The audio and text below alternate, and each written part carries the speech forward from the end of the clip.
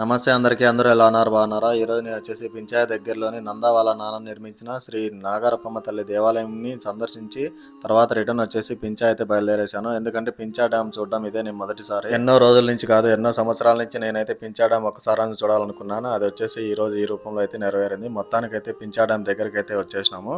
ఇప్పుడు డ్యామ్ యొక్క front view ఎలా ఉంటుందో ఒకసారి చూపిస్తాను, చూసేయండి.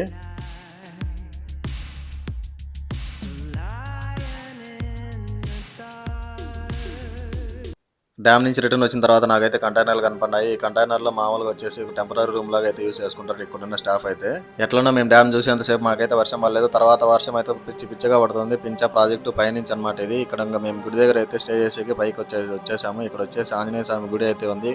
పైన మొత్తం కూడా ప్రాంగణం చూడండి, మొత్తం నానిపోయింది. మేము కూడా ముద్ద అయితే నానిపోయాము. కొద్దిసేపు ఇక్కడ స్టే చేసి మళ్ళీ అయితే బయలుదేరదామని ఇక్కడైతే కూర్చునేసినాము.